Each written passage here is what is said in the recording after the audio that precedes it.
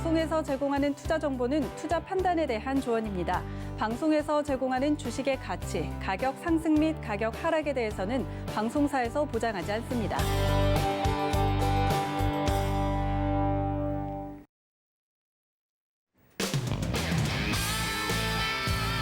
안녕하세요. 해외 선물 넘버원 진행의 이수연입니다. 오늘 국내 시장은 역대급 개인 매수세가 들어오면서 폭등세를 보였습니다. 그에 비해서 오늘 미국 주식 선물 시장은 굉장히 조용한 움직임 보여주고 있는데요. 한편 미국 하원에서는 1인당 현금 지급 600달러를 2,000달러로 늘리자라는 제안을 표결했다는 소식이 전해졌습니다. 하지만 상원에서는 이를 지속적으로 거부를 해왔기 때문에 과연 이 법안이 통과가 될 수 있을지는 저희가 함께 지켜보도록 하겠습니다. 이제 마지막 거래일이 하루밖에 남지 않았는데요. 오늘도 다양한 이슈와 함께 해외 선물 넘버원과 1시간 동안 함께 하시면서 알찬 전략들 챙겨가시기 바랍니다.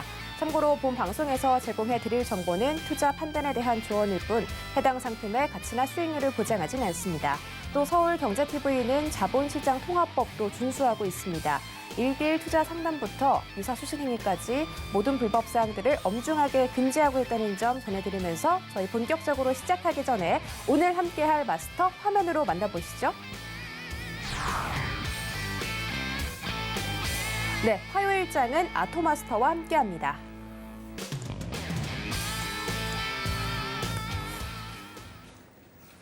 네, 오늘도 아토마스터 모셨습니다. 어서 오세요. 네, 반갑습니다.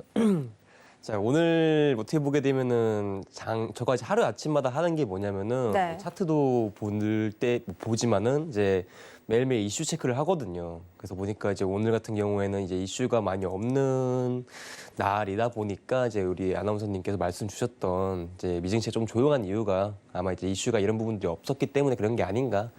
근데 이제 반대로 조금 이제 국내 증시가 이제 큰 상승폭을 줬는데 일단 그 부분을 오늘 좀 장세를 좀 보면서 이제 여러 가지 얘기를 나눴었습니다, 아침에.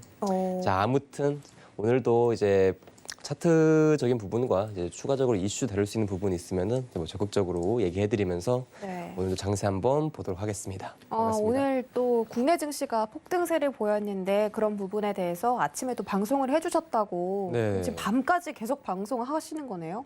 그렇죠. 네, 아침 방송 끝나고 준비하고 다시 네. 옆방송으로. 힘들진 않으세요? 괜찮습니다. 네, 저희 프로그램에서 오늘 더 좋은 전략 주실 거죠? 당연하죠. 네, 지금 2020년 거래일이 얼마 남지 않았기 때문에 오늘 전략은 조금 더 기대해 보면서 저희 오늘 상품 어떤 시세 있는지 알아보기 전에 해외 선물 넘버원과 함께 하실 수 있는 방법부터 소개해 드릴게요. 전화번호 02-3153-1611, 1612번, 문자번호 샵 0082번 열려 있고요. 또 저희 유튜브 라이브도 함께하고 있으니까 실시간 소통 원하시는 분들은 서울경제TV 채널로 들어와 주시면 되겠습니다.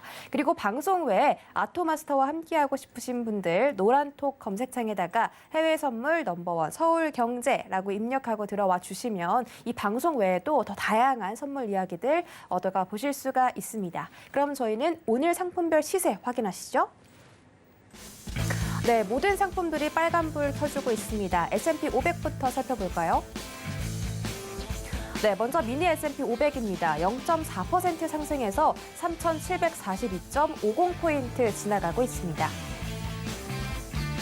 네, 나스닥 지수입니다. 역시 마찬가지로 0.45%가량 올라와주면서 12,890포인트 지나가고 있습니다. 네, 크루드 오일 급등세 나오고 있습니다. 1.2% 상승해서 48.2달러 선 지나가고 있습니다. 네, 골드입니다. 강보합권에서 움직입니다. 1,884.2달러 선 지나가고 있습니다. 마지막으로 유로 FX입니다. 0.36% 상승해서 1.22760달러 선 지나가고 있습니다. 네, 오늘 상품들은 모든 상품들이 상승하고 있는데요. 오늘 외신들은 어떤 소식이 있을지 화면으로 체크해 보시죠.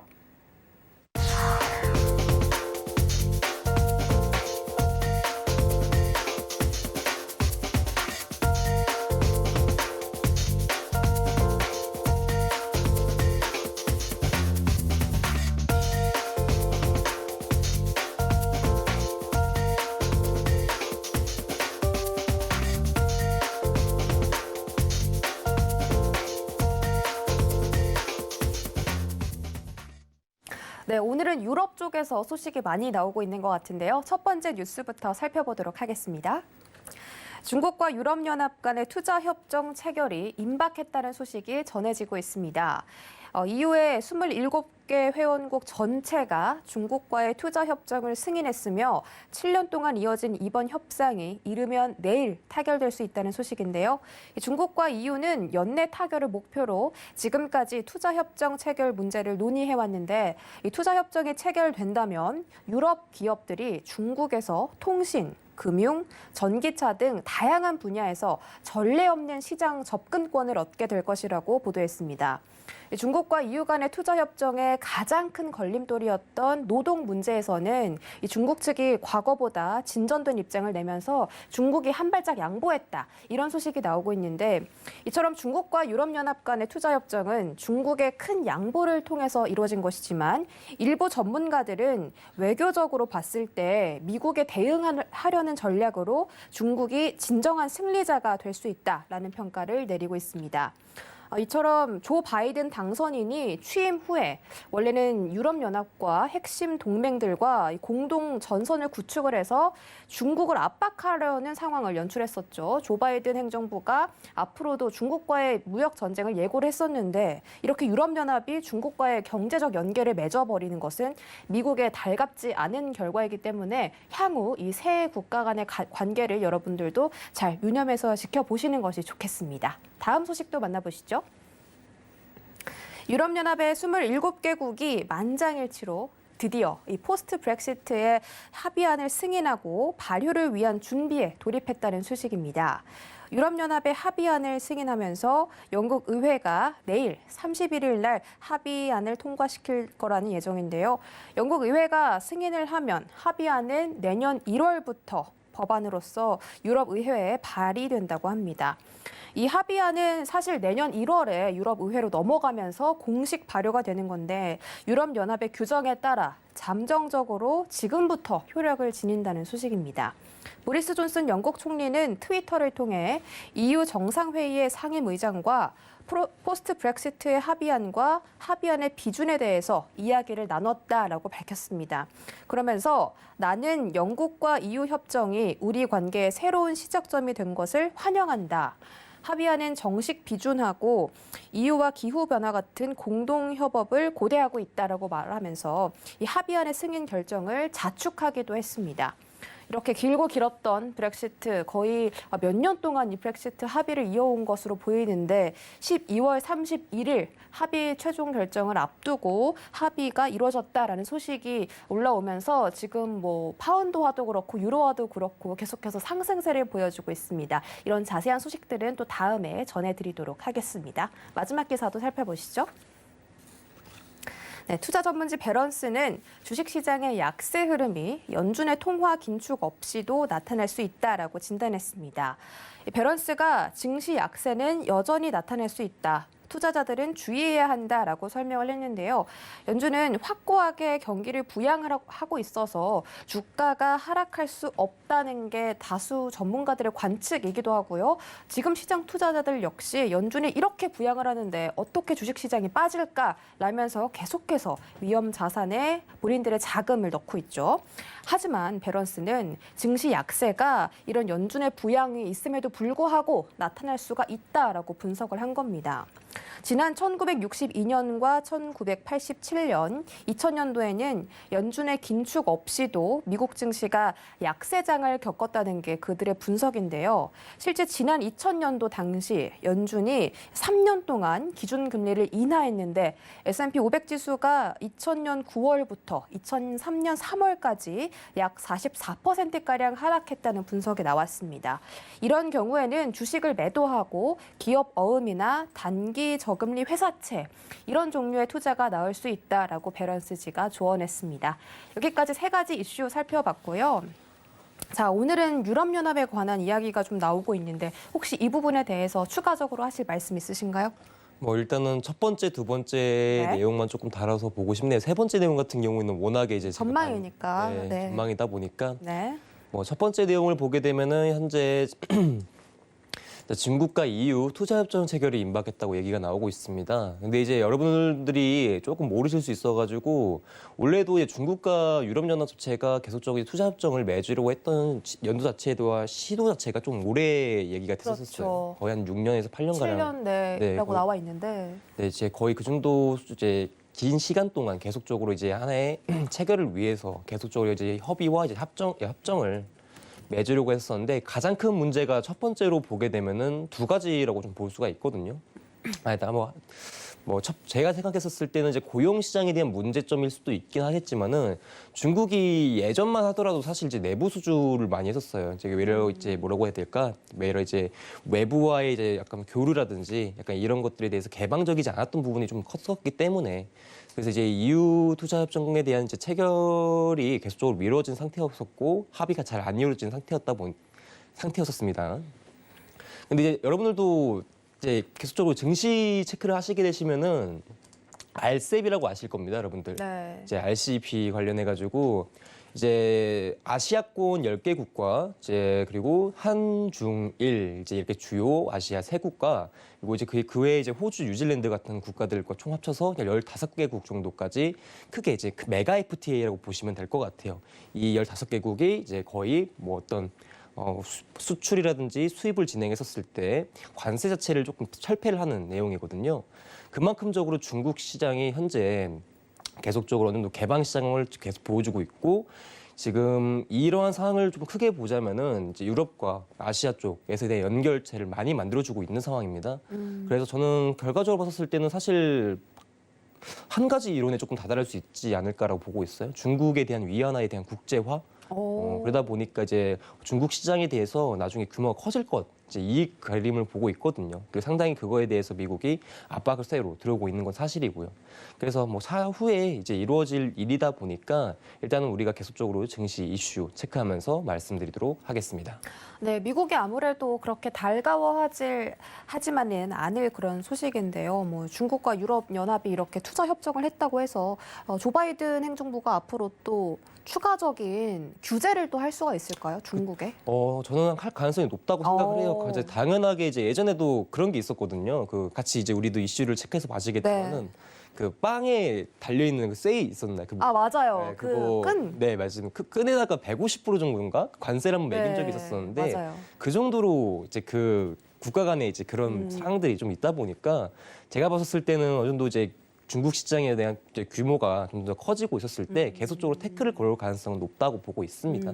그리고 미국이 워낙에 이제 소비로 강대한 국가다 보니까 네네. 아직까지는 패권 자체는 크게 잡고 있어서 네, 그렇습니다. 네, 알겠습니다. 그러면 이제 두 번째 이슈가 브렉시트가 드디어 길고 긴 협의 끝에 만장일치로 승인을 했다라는 소식이 전해졌는데 네. 자, 이 부분에서는 뭐 유럽연합 측에 유럽의 시장 측에 좀 좋은 영향을 준다면 반대로 미국 증시에는 어떤 영향을 미칠까요? 네. 일단 먼저 조금 정리를 해서 얘기를 하면은 네. 브렉시트가 이제 영국과 이제 유럽연합 간에 이제 어느 정도의 이제 협의잖아요.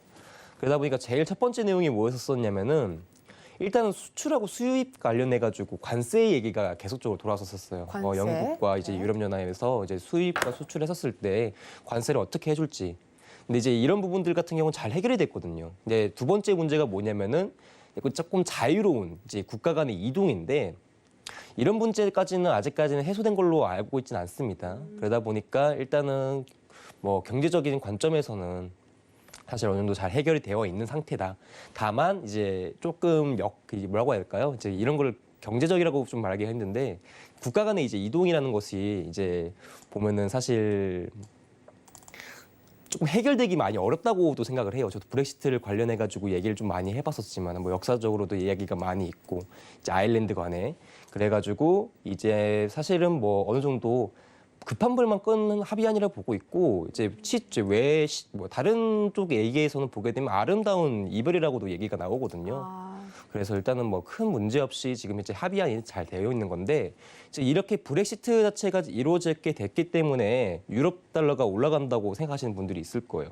이제 유럽 시장에서 어느 정도 이제 해결선이 만들어졌고 그걸 통해서 이제 불안감이 조금 사라졌다라고 네. 볼 수가 있거든요. 근데 여러분들 아셔야 될 게 뭐냐면은 통화는 상대적인 거라고 생각을 해요. 그래서 현재 지금 유럽 국가 내에서 보게 되면은 지금 계속적으로 이제 코로나 확진자가 계속적으로 발생을 하고 있고 사망자 또한 계속 늘어나고 있는 상황이거든요. 그리고 팬데믹으로 인해서 중국 경제 다음으로 유럽 경제가 먼저 크게 무너졌었어요. 그러다 보니까 실물 경제 자체 내에서도 회복이 안 나오고 있고 그러다 보니까 근데도 왜 유럽 달러는 올라가는 거지라고 생각하시는 분들이 있을 겁니다. 이제 그거는 달러 인덱스를 생각하시면은 좀 간단하게 볼 수가 있는 건데 이 달러 인덱스라는 것이 뭐냐면은 주요 통화국 6개국을 이제 지수 산정을 해가지고 만들어낸 하나의 이제 비율적 지수라고 보시면 될 것 같아요. 그러니까 이제 그래가지고 달러에 대한 상승이 어떤 국가 내에 대한 통화에 영향성을 주는 것이다라고 또 보실 수가 있거든요.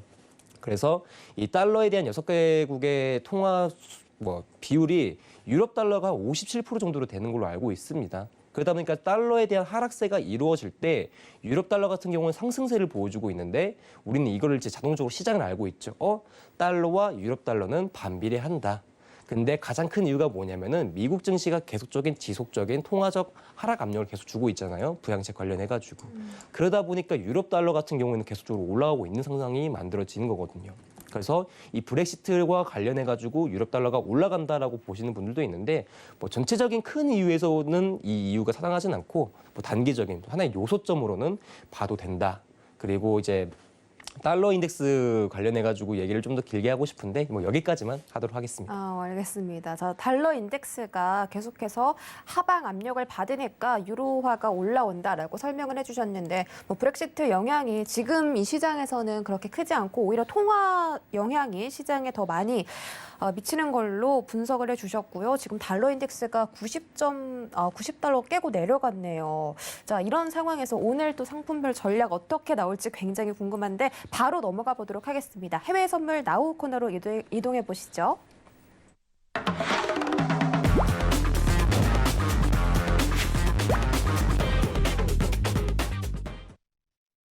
네, 오늘 저희가 첫 번째로 알아볼 상품은 바로 골드입니다.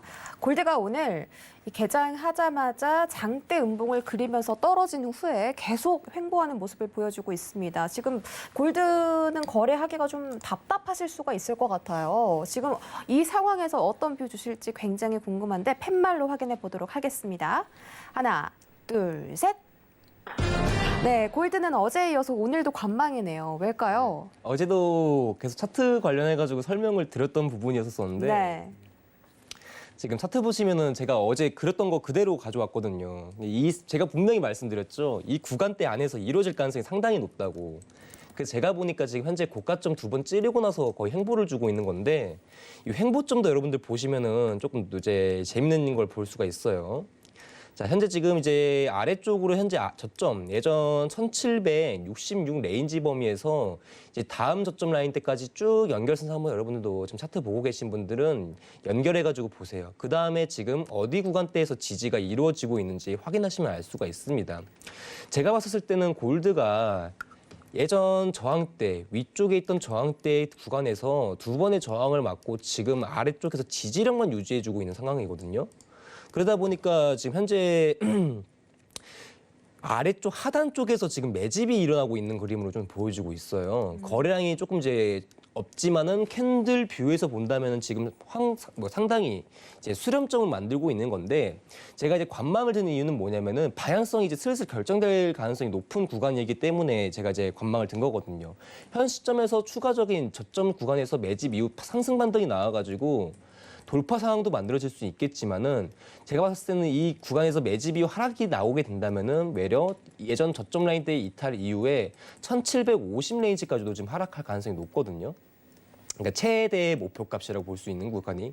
그러다 보니까 현재 구간에서 사실 골드를 매매를 해가지고 어떤 방향성을 볼 수 있는 자리가 있냐. 이거는 솔직히 얘기가 말이 안 된다고 보고 있습니다. 왜냐면은 예전 구간에서도 상당히 많이 싸웠던 구간에서 다시 한번 지금 들어와 있는 상태이기도 하고 지금 상승에 대해서 계속적으로 돌파 이후에 고점이 내려갔거든요, 지금. 고점이 내려간 상태다 보니까 이 고점을 돌파를 했었으면 아마 제가 어제 1904.5인가 여기 구간대 돌파 이후에 상승 매수를 봐도 된다라고 맞아요. 얘기를 해드렸거든요. 네. 근데 보시면은 어제 그 가격대 근처도 겨우겨우 1900선 겨우겨우 갔었어요.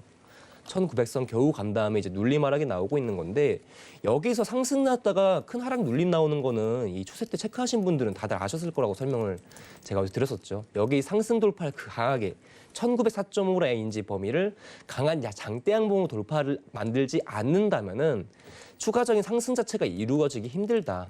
외려 횡보 쪽이 이루어질 가능성이 높다고 제가 어제도 말씀드렸었습니다. 그래서 현재 추세 파악 자체는 어려운 종목이다라고 얘기를 드리고 싶어요. 뭐 다만 이제 뭐 일봉에서 관점 한번 더 볼 거긴 한데 어제 차트랑 거의 비슷해가지고 제가 크게 할 얘기가 없는데 그래도 혹시나 체크하실 분들을 위해서 일단은 골드를 그냥 단순하게 일봉만 체크하시면서 같이 보도록 하겠습니다.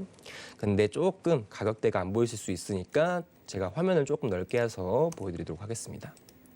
네. 자, 제가 그때도 말씀드렸지만은 여러분들이 어느 정도 트레이딩 관점에서 중장기적 관점, 어느 정도의 매수 포지션 이후에 2, 3주, 1주 정도 가량 포지션을 매입 후에 관망하지 않는 이상은 사실 데이 트레이딩으로 넘어가는 게 대부분 맞거든요. 그래서 저도 뭐 개인 투자자분들이 대부분 이제 데일리, 이제 하루 매매하는 식의 방식을 많이 택하지 중장기적인 시점 자체는 요새 많이 보고 있지 않아요. 뭐 그만큼적으로 유동성이 워낙 높은 시장이고 변동성이 높다 보니까 조금 위험성이 높은 상황이기 때문에 방향성 이걸 믿고 매매를 하기엔 대응하기 힘든 장세다라고도 판단이 됩니다. 그래서 데일리 트레이딩에서 가장 중요한 거는 항상 단기평에 대한 캔들 관점이 제일 중요하다고 얘기를 드렸었는데 그중에서 저는 딱히 체크할 필요가 없는 선이 61선하고 121선이라고 얘기를 드렸었어요. 여러분들이 단기적인 트레이딩 위치에서 본다면.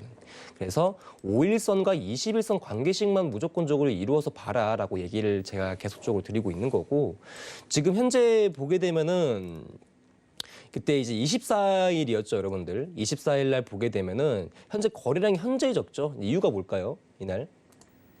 그날 언제죠? 날짜가? 24일이다 보니까 24일, 이분 날이었네요. 이분 날이니까요. 그렇죠. 네. 조기유장하는 조기유장, 날. 네. 네, 맞습니다. 조기유장을 했었기 때문에 한 발짝 앞서가시네요, 계속. 네. 네, 조기유장을 했었기 때문에 네. 거래량이 살짝 부족했던 부분이 있어요. 근데 이제 이 캔들에 대해서 의미를 조금 부여를 하고 싶었던 게 뭐였냐면은 거래량이 없어도 5일선 자체 내에서 안착이 한번 이루어진 상태였었거든요. 그러니까 이제 예전 수급 지지 이루어지고 나서 제가 이 캔들 중심으로 많이 보시라고 얘기를 해드렸던 것 같습니다. 이게 가장 지금 중요한 지지대고 이 가격대 밑으로 주가가 음봉으로 하락골을 보여주게 되면은 사실은 이제 매수뷰 관찰이 조금 힘든 상황이 되거든요. 그래서 골드의 지지력을 현재 1860 레인지 범위에서 좀 지켜주고 있는 상황인데 이 구간대가 아마 다음 21선에 대한 지지값도 동시에 볼 수 있는 가격대라고 보고 있겠습니다.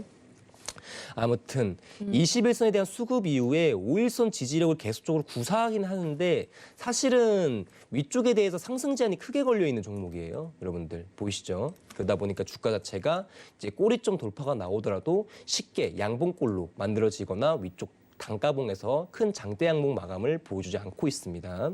자, 아무튼 간에 제가 그때 이 상승점 이후에 이 캔들 하나 크게 보시라고 말씀을 드렸었어요, 여러분들.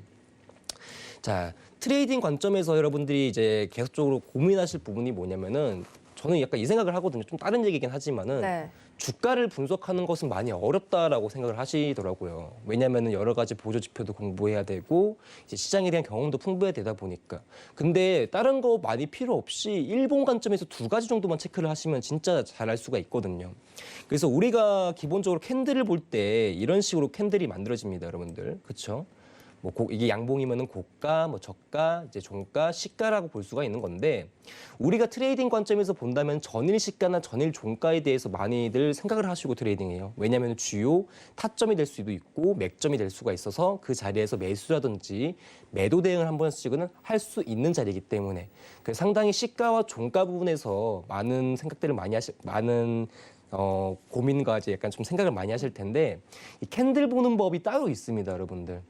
근데 제가 일단 여기서 이 부분에 대해서 얘기를 드리면은 제일 중요한 거는 종가, 그 다음에 시가, 그 다음에 고가랑 저가는 똑같은 밸류로 보거든요, 사실 저는요.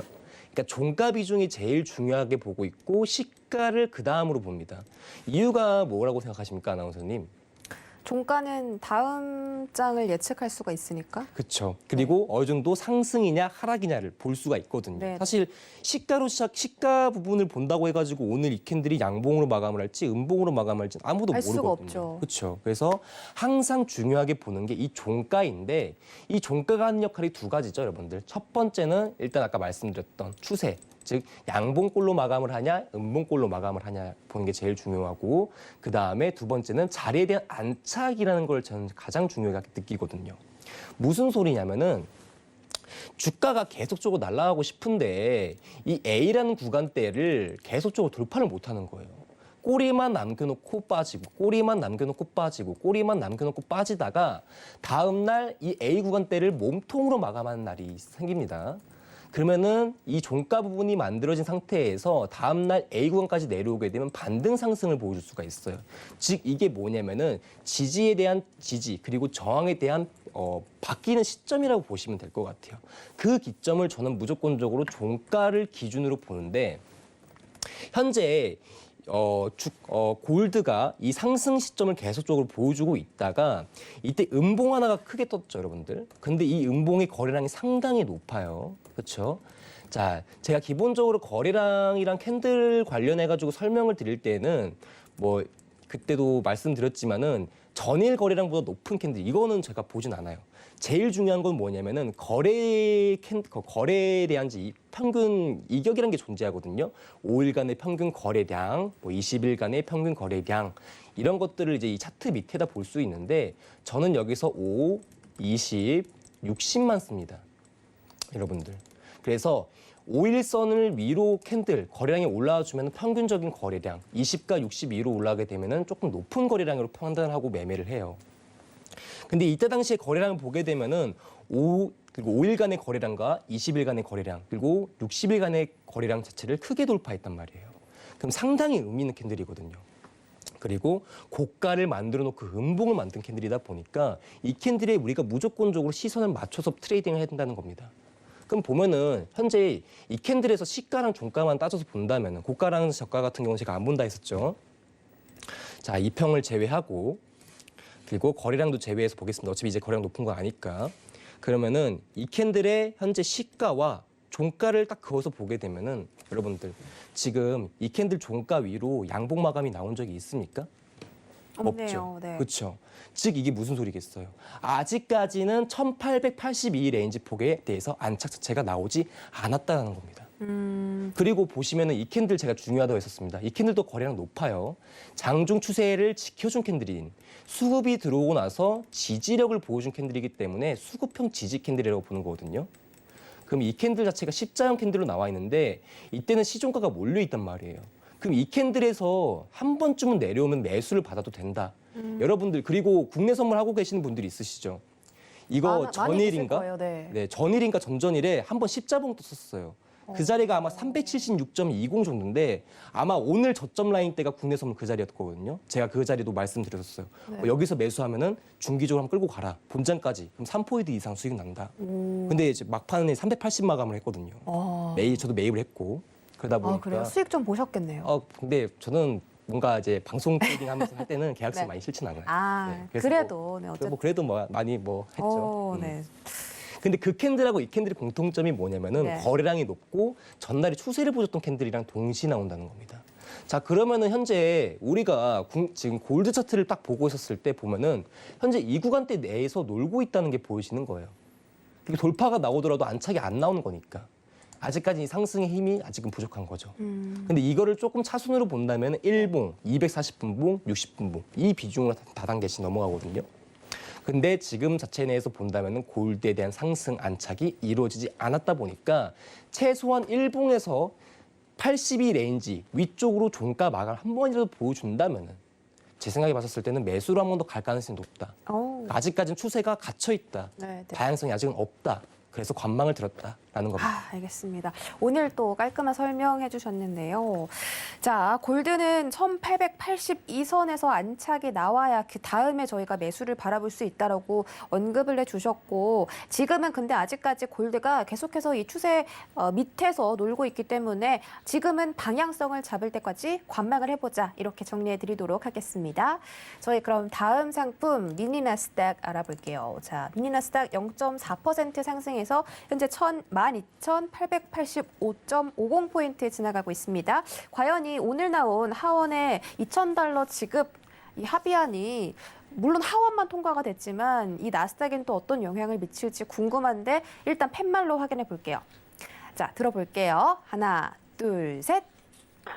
아, 나스닥은 지금 우리 시청자분께서 11일 연속으로 매수를 들어주셨대요. 네. 그러면 오늘까지 포함하면 12일 연속이네요. 네, 그렇죠. 근데 사실상 네. 이걸 매도로 들기에는 절대 저는 불가능하다고 보고 있거든요. 시장 네. 막판지 보게 되면 어차피 뭐 단계적인 음봉 마감이 되더라도 다음 날 바로 들어 올리는 친구들이다 보니까 사실상 메인만 잘하면 이제 포인트 뷰를 잘 볼 수 있는 종목이다라고 생각이 듭니다.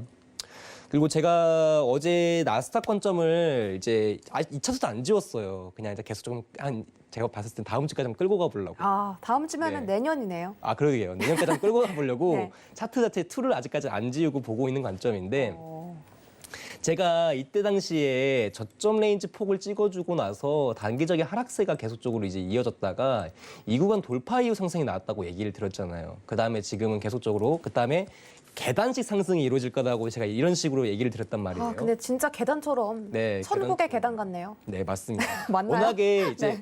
약간 이제 파동적 측면으로 보면 그러니까 이제 제일 재밌는 게 뭐냐면은 파동에서 처음 1파는 기본적으로 계단식 상승이 나오거나 급상승이 나온단 말이에요. 네. 근데 원래 여기 단기적인 저항 이후 돌파하는 상승에 대한 1파동은 기본적으로 한 60, 70%는 계단식 상승이 나오더라고요. 40% 정도는 급등이 나올 가능성이 높지만은 그리고 지금 나스닥 자체가 고점이 계속적으로 열려 있는 상태거든요. 그럼 투자자 입장으로 보면은 봐봐요. 기본적으로 나스닥을 매매할 때 지금 보게 되면 사실 눌림점도 많이 없단 말이에요. 그러다 보니까 사실 이제 거의 고점 근처에서 계속적으로 매수 대응을 한다는 말이죠. 그러다 보니까 이 생각이 드는 거예요. 계속 추세는 올라가고 있고 매수 추세는 맞고 지지력은 계속 유지해주네. 근데 고가 근처다 보니까 불안해. 이 두 가지 심리가 겹치는 겁니다. 그러다 보니까 고점이 크게 지금 어디까지 열려있지 못한다는 불안감 자체 때문에 주가 자체가 이런 식으로밖에 움직임을 못 가져가거든요. 그래서 이제 대부분의 이유가 저는 고가점 근처 또는 갱신점 이후에서는 계단식 상승이 나올 수 밖에 없는데 이런 이유가 좀 포함되지 않을까. 뭔가 예전에 고점 라인 때가 여기 정도였었으면은 제가 봤을 때 이 정도 상승 나왔었으면 돌파 한 크게 나왔었어야 돼요. 한 2-3시간 만에.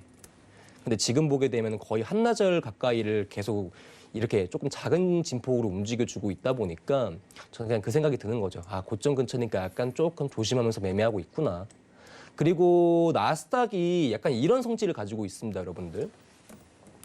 우리가 기본적으로 아침에 한 7시 정도에 이제 장 개장이 되잖아요. 장 개장이 되고 나서 이제 뭐 오전장도 하고 뭐 유럽장도 들어쓰고 그다음에 이제 미장이 들어쓰는데 요새 보면 이래요. 오전장에서 상승 나오고 오후장에서 상승 나오고 미장에 살짝 조정 주다가 미장 전에 살짝 조정 주다가 미장이 한번 하락하는 경우가 있거든요. 네.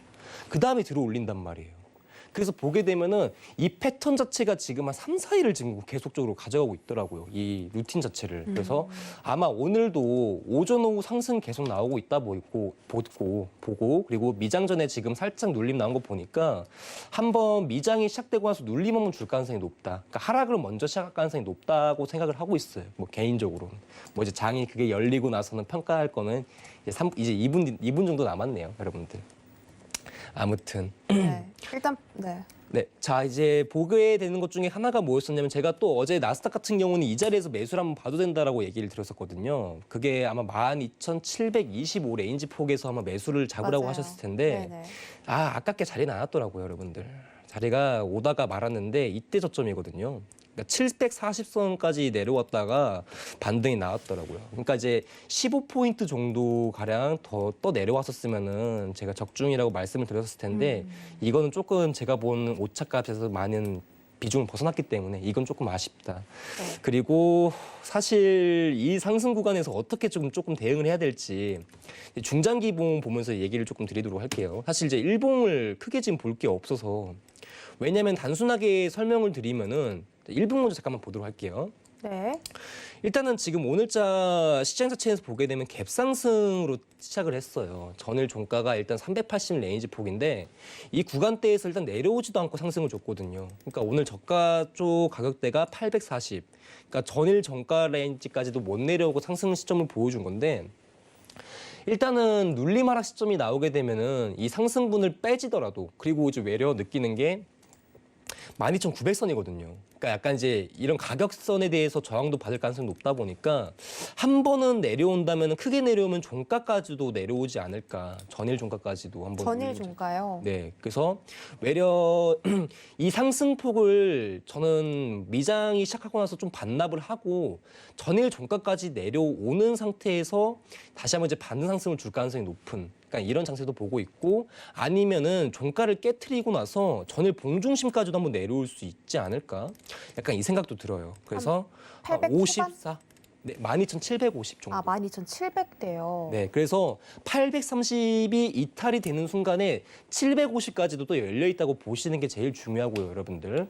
그리고 이 750이 제일 중요한 게 뭐냐면은 예전에 이제 고점 근처를 계속 돌파를 하려고 했었는데 여기서 일단 종가 쪽에서 계속 좀 밀렸단 말이에요. 계속 단가가. 그러다가 이때 양봉 나오게 되면서 안착이 나온 건데 혹시나 눌림 자체가 발생을 한다면은 외려 754 레인지까지도 내려올 수 있다. 봉중심이랑 가격대도 비슷하다 보니까 저는 754 레인지랑 그리고 초반에는 830 정도의 매수를 봐야 되지 않을까라고 보고 있습니다. 진짜 말씀하신 것처럼 본장에 개장을 하니까 윗꼬리를 쫙 달면서 지금 나스닥 선물지수가 하락을 했다가 지금 또 네. 다시 꿈틀꿈틀 살아나고 있는 그런 모습인데 정말 말씀하신 것처럼 요즘에 그런 선물 시장 움직임이 트렌드인가 봐요. 그러니까 요새는 이제 계속 그런 움직임이 많이 나오고 있더라고요. 그래서 네, 대응하기도 진짜 힘들고. 네, 너무 신기한데 일단 3대 지수가 모두 상승 출발에 성공을 했습니다. 일단 3대 지수 먼저 살펴볼게요. 다우존스 지수가 0.3% 상승해서 33,492포인트, S&P 500은 0.5% 정도 상승을 해서 3,753포인트입니다. 마지막으로 나스닥 0.44% 올라서 12,956포인트. 지금 본장에서는 13,000선을 향해서 달려가고 있는 상황이고요. 네, 함께 뜬 속보에 따르면 지금 다우존스가 신고가를 경신을 했다. 100포인트 이상 상승 출발을 했는데 여기서도 역시나 하원에서 $2,000 현금 지급안을 승인을 했다. 이런 소식이 전해지고 있네요. 자, 선물 시장도 마찬가지로 3대 지수 모두 계속해서 상승세 보여주고 있고요. 저희 다른 상품들은 어떤 변동성 보이고 있는지 지금 바로 체크해 보도록 하겠습니다. 네, 역시나 모든 상품들이 계속해서 상승세 보여주고 있습니다. S&P 500부터 살펴보시죠. 미니 S&P 500입니다. 0.44% 상승해서 3,744선 지나가고 있습니다. 네, 나스닥은 상승폭을 약간 줄였습니다. 0.36% 올라서 12,881.75포인트 지나가고 있습니다. 크루드 오일 가격입니다. 여전히 1%대 상승을 유지해주고 있습니다. 48.13달러 선입니다. 네, 골드 가격은 여전히 강보합권입니다. 1,883.9달러 선 지나가고 있습니다. 마지막으로 유로 FX는 상승세 늘려가고 있습니다. 0.4%까지 올라왔는데요. 1.22835달러 선 지나가고 있습니다. 네, 3대 지수가 지금 강보합권에서 움직이면서 계속해서 올라와주고 있는데 사실 저는 이런 장세가 더 무서운 것 같아요. 한 번에 확 올라오는 게 아니라 지금 이 강보합권 움직임으로 몇 달째 계속 올라오잖아요. 네, 맞습니다. 어디까지 갈지 정말 무서운데. 자, 일단은 네. 차트 보시면은 저도 이제 이거를 보면서도 좀 느끼는 게 네. 여러분들 이거 지금 1분봉, 5분봉 단기 분봉이 아니라 네네. 240분봉입니다, 여러분들.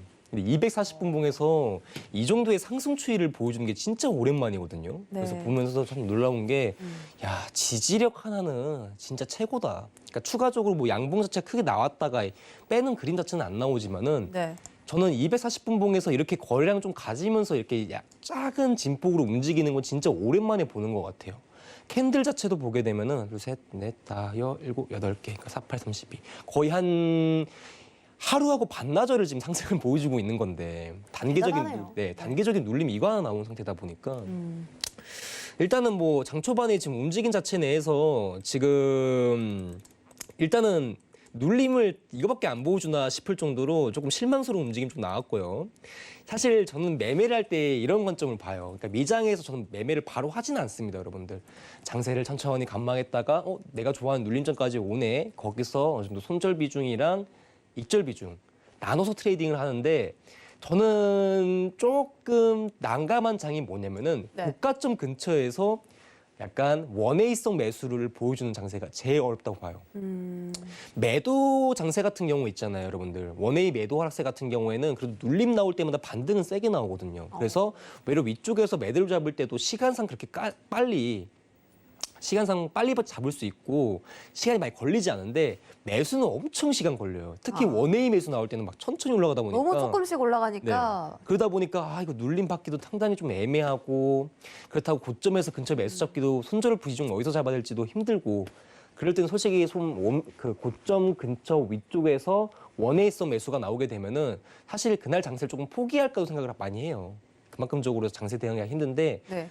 그런 장세가 계속 이어지네요. 네, 근데 오늘 장세가 아마 여기서 눌림 안 나온 거 보니까 계속 이렇게 네, 이런 식의 찔끔찔끔. 그림 자체가 조금 이루어지지 않을까. 아, 그리고 그럼 네. 그리고 현재 고가점이 배당이 어디까지 나와 있는지를 안 나와 있어요. 그래서 이제 중장기적 추세라고밖에 못 보는 자리에서 봐야 되는 건데 죄송합니다. 현재 제가 봤었을 때는 이 채널 라인까지 올라올 가능성이 상당히 높다고 보고 있어요. 그러니까 이제 현재 이 상승 자체를 계속적으로 지켜주고 있다 보니까 상승 돌파가 현재 여기까지도 열려 있지 않나 1차적으로. 그래서 현재 만약에 이제 지속적인 상승 유지가 나오고 뭐 이제 큰 상승 막 한 번에 장대 양봉이 나오지 않더라도 지속 유지만 해준다면은 앞으로도 400포인트 이상은 나스닥이 상승권으로 열려 있지 않나 약간 이 생각을 가지고 있어요. 그래서 네. 오늘 아마 매매하시는 분들한테는 좀 큰 숙제가 되지 않을까. 그래도 조금 하나의 팁을 조금 드려보자면은 네.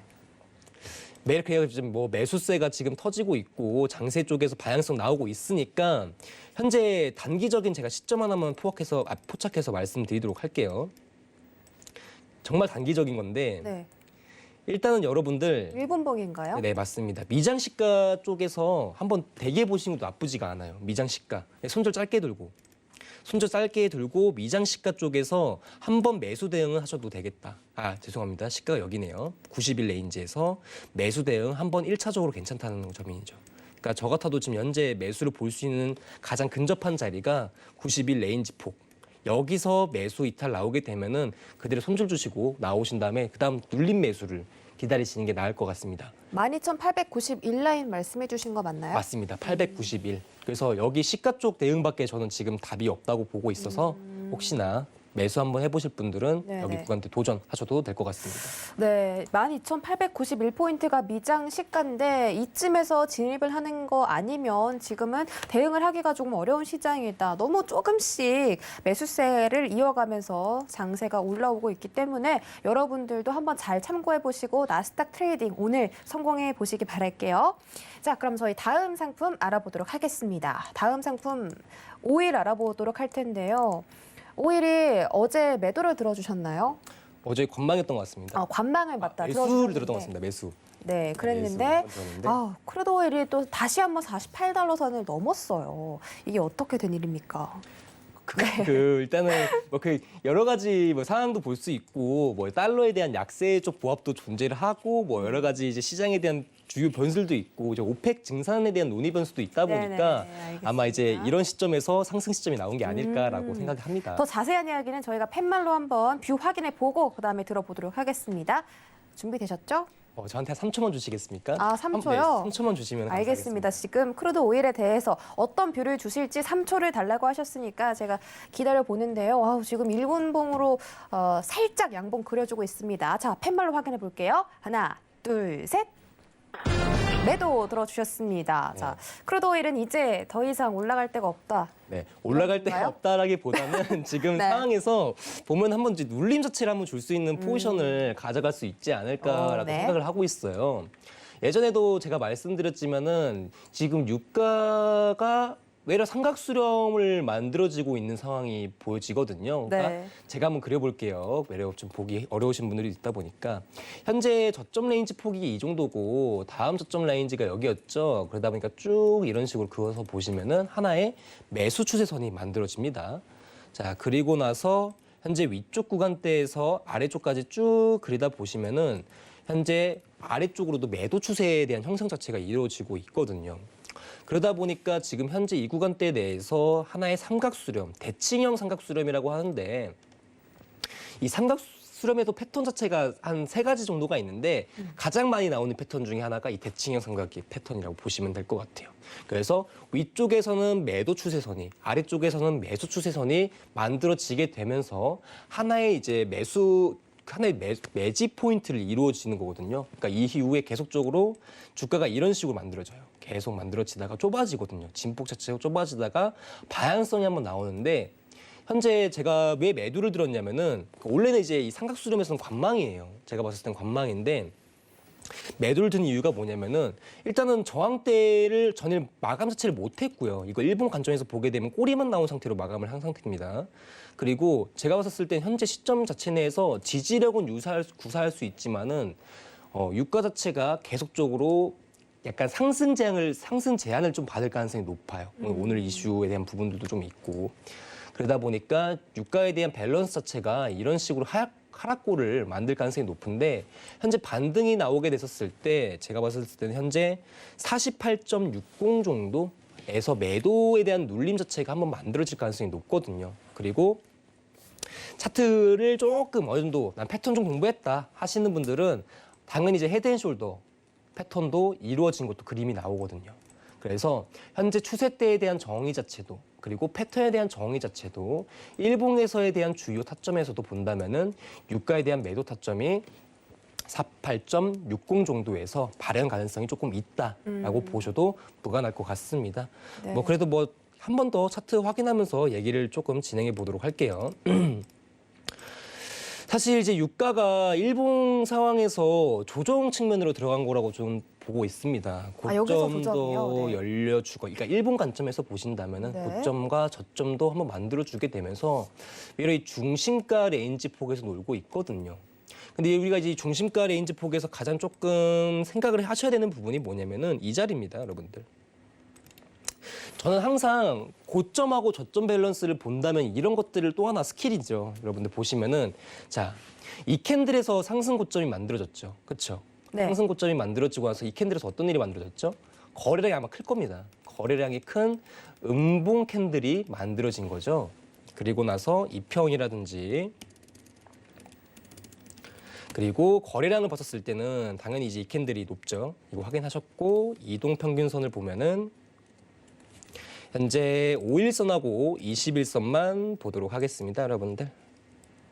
5일선, 21선만 체크하시고 다른 이평은 딱히 볼 필요 없습니다. 네. 보시면 이 캔들에서 현재 이제 5일선 이탈이 한번 나오고 난 다음에 회복 자체가 지금 위로 안착이 되는 그림 자체가 나오는 거 아니냐 보실 수 있어요, 여러분들. 이날 24일 날 5일선 위로 안착된 거 아니냐. 근데 아셔야죠, 여러분들. 이날 거래량 없었거든요. 미장이 휴장이었기 때문에. 네. 그래서 5일선 위로 안착된 캔들은 사실 제외를 하고 이 캔들 없이 생각을 하고 매매를 한다면은 사실은 지금 현재 가장 큰 저항을 받을 수 있는 위치에서 보면 이 캔들이에요. 이 캔들이 지금 시가 라인대 위로 안착 나오냐 못 안착 나오냐 이거거든요. 그러다 보니까 캔들에서 양봉 마감이 이런 식으로 나오게 되면은 매수로 한 번 더 갈 가능성이 높다. 지지력 유사한다. 근데 지금 보시면은 60 라인대 위로 지금 안착되는 부분이 없고 계속적으로 저항을 받는 3일째 저항을 받고 있는 그림 자체가 나오거든요. 그리고 아까 말씀드렸던 48.60 라인대가 네. 오늘 매도 타점을 볼 수 있는 자리가 외래 헤드앤숄더 패턴도 일봉에서도 이루어지고 있어서 그래서 하나 정도 같이 보시면 좋을 것 같습니다.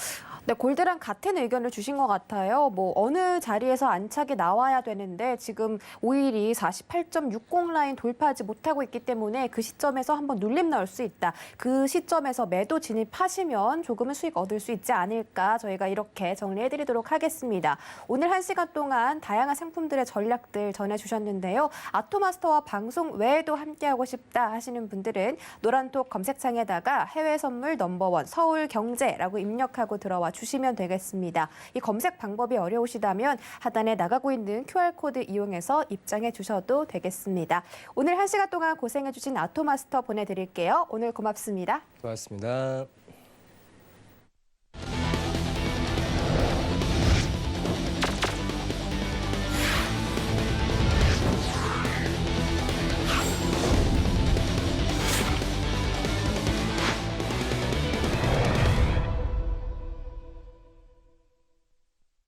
네, 참고로 본 방송에서 제공해드렸던 정보는 투자 판단에 대한 조언일 뿐 해당 상품의 가치나 수익률을 보장하진 않습니다. 또 서울경제TV는 자본시장 통합법도 준수하고 있습니다. 1:1 투자 상담부터 유사 수신 행위까지 모든 불법 사항들을 엄중하게 금지하고 있다는 점 다시 한번 전해드리면서 저희는 마지막 거래일인 내일 다시 찾아오도록 할게요. 시청해주신 여러분 고맙습니다.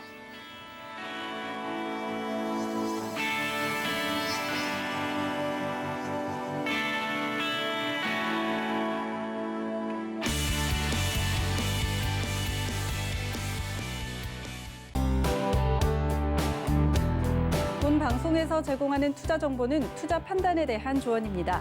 방송에서 제공하는 주식의 가치, 가격 상승 및 가격 하락에 대해서는 방송사에서 보장하지 않습니다.